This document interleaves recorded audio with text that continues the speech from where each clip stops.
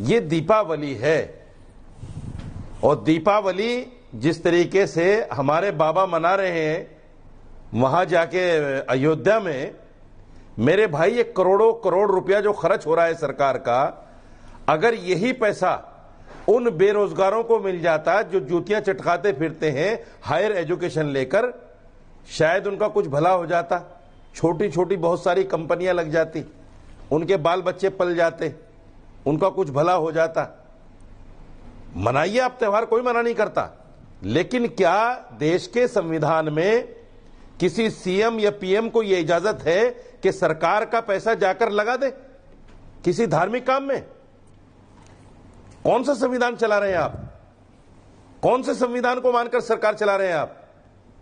कभी सोचा आपने? आपको सिर्फ यह दिखाना और जताना है कि हम हिंदू हृदय सम्राट हैं। अपने वोट का तुष्टीकरण करना है आपको, हिंदुओं को अपनी तरफ खींचना है, चाहे वो सरकार का पैसा किसी भी तरह से खत्म हो जाए, चला जाए, कहीं कुछ भी हो जाए। बड़े हरामी है भाई, बड़े हरामी है भाई।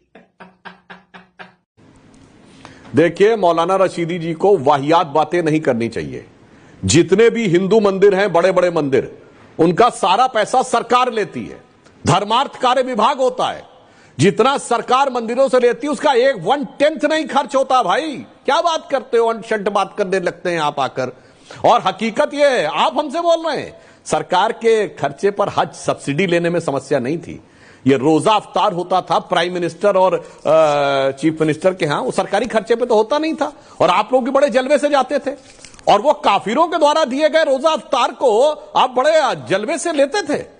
और सुनिए, आपकी जहां तक मेरी जानकारी है, इस्लामी अकीदे के अनुसार हज अपने पैसे से करना चाहिए, और हज सब्सिडी सरकार देती थी, और सरकार में 90% टैक्स पेयर तो आपकी परिभाषा के अनुसार काफिर है।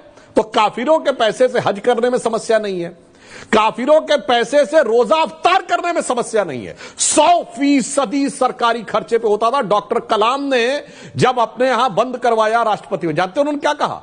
उन्होंने कहा ज्यादातर जो लोग आते हैं वो तो रोजा रखते ही नहीं है, सब तो खा पी के आते हैं, तो सरकारी पैसे की बर्बादी है। रशीदी साहब, कौन देता था? मुलायम सिंह यादव देते थे, लालू प्रसाद यादव देते थे, मनमोहन सिंह देते थे। रोजेदार थे, न बुलाने वाला रोजेदार होता था, न आने वाला रोजेदार होता था, खामखा का रोजा अफ्तार होता था, मगर उसमें सरकार का पैसा बर्बाद होता नजर नहीं आता था। मैं दर्शकों से कहता हूं, यही खतरनाक षड्यंत्रकारी मानसिकता है, इसे समझने की जरूरत है। अन्यथा मौलाना साहब बता दें कि क्या काफिरों के पैसे से रोजा तोड़ना और काफिरों के पैसे से हज पे जाना इस्लाम में वाजिब है?